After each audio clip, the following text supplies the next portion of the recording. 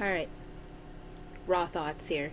Um, so sometimes, well, a lot of what I hear all the time is people that, especially people that are going through dark night of the soul right now, or people who are manipulative or narcissists, they do this all the time.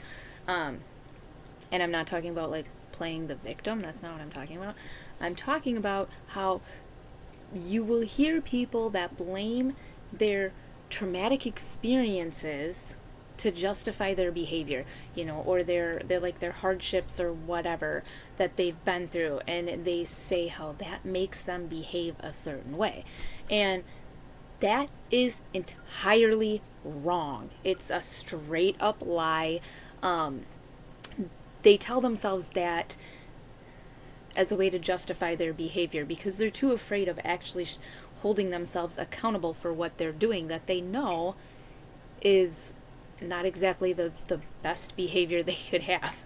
Okay, they're totally in control of how they behave. And sometimes it's hard and you can lose your control, but you have to be able to stop and acknowledge what you're doing and then hold yourself accountable for it. And people don't want to do that. I They don't like to be vulnerable. They don't like to be wrong. So they don't want to recognize when something they're doing is less than desirable, and so instead they pull at straws and they blame all of these traumatic experiences or their hardships to try and justify their behavior. And that's not okay. I mean, people do this all the time. They do it with addictions. They will blame, like, well, I grew up in an addicted family and so that's why I drink. No, that's not why you drink. You drink because you choose to. You know, I was super poor growing up, so that's why I steal, or that's why I have a shopping addiction. No, you steal and you have a shopping addiction because you choose to. They use these excuses all the time. You know, I watched my mother get abused all the time growing up, so that's why I'm in an abusive relationship. No, wrong again. You're in an abusive relationship because you choose to be. Um, the trauma that we experience and the hardships that we experience and our upbringing, our environment, things like that, they cause an emotion, but it never actually causes the behavior. Later in life, all of these unhealed traumas, they can be triggered, and they can cause a replay of the original emotion. And that's often where people start to act out in a negative way, and they start acting out in these behaviors by choice. And then they blame their past traumas and their hardships for being the sole cause for that behavior that they engaged in. Basically, they're just trying to justify their behavior, more or less. And because they've been led to believe that because society has done that. Society has taught us all that trauma and hardships can cause our behaviors. And that is, and we've read into that wrong. They're not trying to tell us that it causes our behavior. They're trying to tell us that it triggers. It's a trigger. It's not a cause. There's a big difference. And people people misunderstand that, and then they use it as justifying their behavior, and they say that there's these traumas and these hardships are the cause of the behavior, when in reality they're just the cause of the trigger for the behavior, but they don't actually cause the behavior.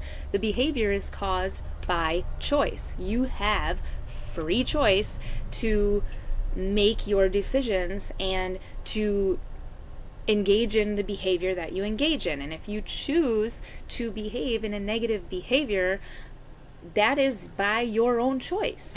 You have absolute control over how you behave. Now, the trigger can be there, and the trigger you don't necessarily have control over until you learn how to heal from that. So that trigger is there, and it causes this emotion, and that emotion causes that, that activity that you engage in. But it stops once where that emotion is. When you feel that emotion, you then have control over recognizing it and deciding how you're going to behave or how you're going to react towards that situation.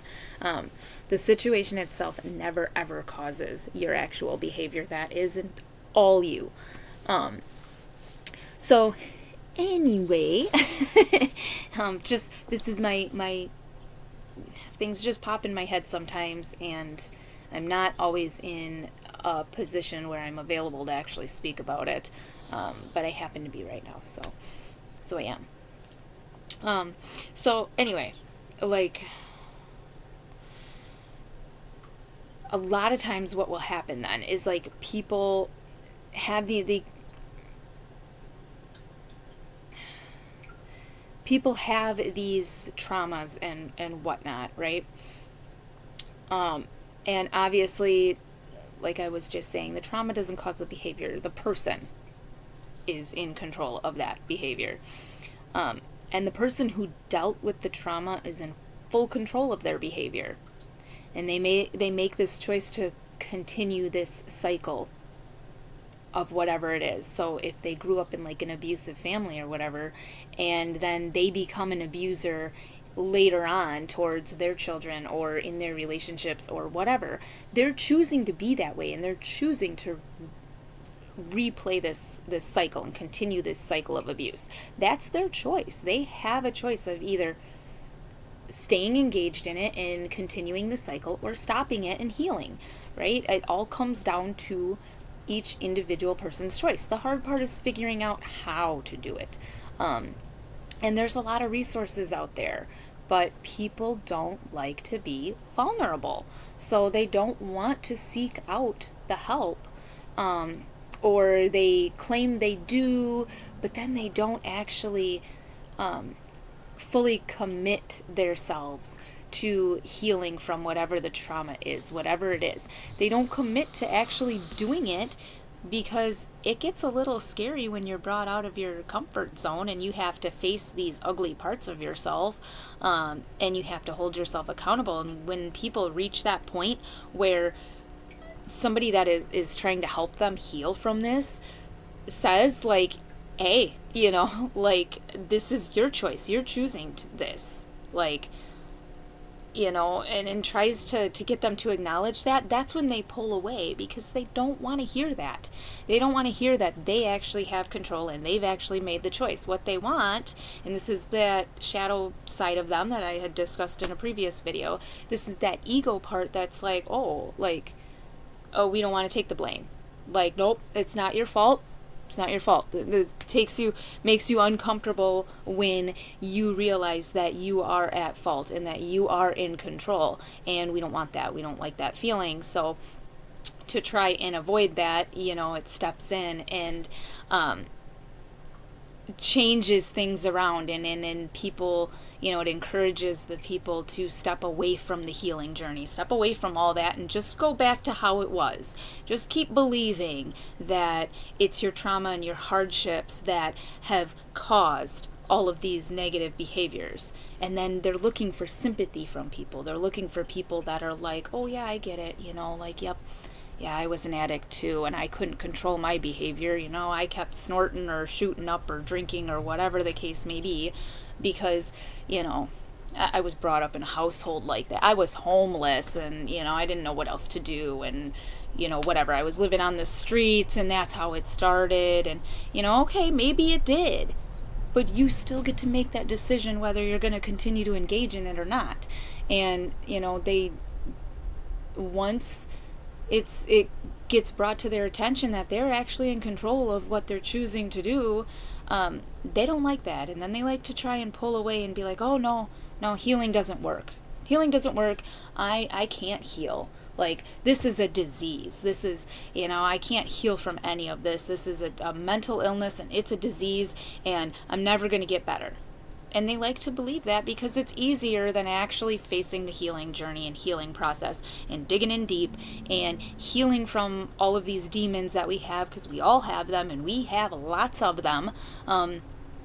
As I was talked about previously, about generational curses and how we carry those from generation to generation to generation. Yeah, we are all carrying a lot of those, because up until now people really didn't know a whole lot about them, and we really didn't. And now there's this just this huge awakening of people that are recognizing these kinds of things, and they're stepping up and they're making these things known, and we're learning more about it. And scientists are learning more about this stuff too. I mean, they're even saying yeah, actually this stuff exists, it's true, but it's still kind of new. And so there's still a lot of people that are in denial, and they don't want to actually believe it, because believing it means that they were wrong, and they don't want to be wrong.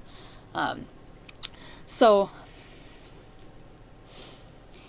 if every single one of us, okay, if our traumas and our hardships and all of this caused our behaviors, and it was all justified, we would all be that way. So every single one of us who grew up being raised by addicts would be addicts ourselves. And it would be completely accepted. There wouldn't be any programs to help you become not an addict, because it would just be accepted that you are. So they just, would be like, oh, yep, well, you're an addict too. Here's housing, here's money, you don't have to work, And in a sense, we kind of do that a little bit already, to be honest with you. We kind of already do. But it would be an acceptable thing that nobody would bat an eye, It wouldn't be considered a negative thing, it would just be normal. And, if every one of us was forced to clean up our plates before we left the table when we were children, we would all be growing up as overweight food addicts with massive health problems, and it would all be accepted. And again, in a lot of ways, it already is like that. And that's kind of the sad part, but that's also where some of this process of awakening kind of steps in, because a lot of people are realizing no, that's not the case. Actually, I have a choice, and they're stepping into their power, and they're fixing these issues that they had.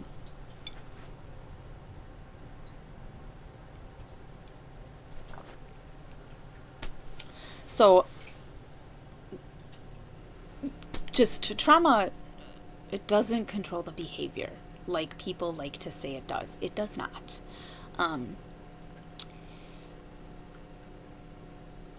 There's absolutely no excuse whatsoever for engaging in negative behavior. There's not an excuse for it. It can cause a recall of negative emotions, but the emotions don't actually cause your behavior. They're not in control of the behavior. You're in control of the behavior. And you're in control of your emotions, as much as people don't like to admit that. They are. And it's not to say that when something happens to you that it's not okay to feel anger or sadness or whatever, and it's not okay to feel those negatives, and it's that it's completely unacceptable to act out sometimes that is going to happen, because trying to stay in that present moment and trying to stay mindful through things like that, sometimes it can be really hard, and you might lose control over that, and your those angry emotions, those negative emotions, they might surface, and they might surface really strongly, and you might say things or do things that you regret later on, and that's okay. It happens. But the point is that when you do that, you also need to actually pay attention to when you recognize that, because I guarantee you everybody recognizes when they've engaged or said something that they probably shouldn't have said or done, right? That's guilt, that's called guilt. And we've all experienced that. So when that happens, then, that's when you need to acknowledge and learn from that. So then you acknowledge and you're like, oh, okay, I could have said that differently. I could have reacted differently. I'm going to learn from that. I'm going to forgive myself for, losing control and for losing that mindfulness and acting the way that I did or saying what I did. I'm gonna forgive myself for doing that, but I'm gonna learn from it, and next time I'm gonna stop myself and I'm gonna reframe my thought, and I'm going to change my reaction, and I'm going to reword what it is that I say. Okay, so we need to stop blaming our past trauma and our past hardships for having bad behavior.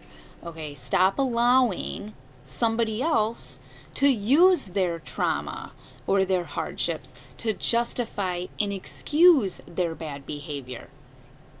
Hold yourself accountable and hold other people accountable. When they act out like that, the only way that we are going to teach everybody how to do this is by calling them out. And you don't have to be, I'm not saying to be rude about it, but, call them out. Say, you don't get to slap me because you were brought up seeing your mother get smacked or whatever. No, you don't get to do that to me. Call them out on their behavior. You don't get to whatever the case may be. You get my point here and what I'm trying to say, but you can call people out so they acknowledge their behavior. Stop allowing them to do it. Stop using their past to justify their present and current behavior. It's right now is a time to learn how to take accountability for your actions. And it's time to recognize when your actions are wrong. You need to admit it, you need to learn from it, and you need to do better next time. It is a learning process. It is part of the healing journey. We are all, whether you realize it or not, you right now are on a healing journey. You are healing, okay? And you can make it as difficult for yourself as you want by denying it, by using your traumas and your hardships and whatever as excuses for your behavior, okay? You can deny all of that, and you can try to stay stuck in using mental illness, using hardships and trauma, using all of this as excuses to justify who you are, okay, and how you behave. You can do this and prolong this healing journey, making it much more difficult for yourself than what it needs to be. Or you can actually just, start listening to me and start listening to all of these other healers out there that are preaching the same stuff. And you can learn to step into your power and learn to actually heal yourself and teach others how to heal themselves. Because this world is not, people might feel like this world is ending or whatever, or that it's this horrible, crappy, shitty world and it's not going to get any better, and they're entirely wrong.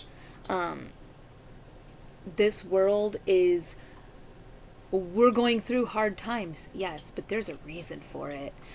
We're healing. Okay, we are healing generational curses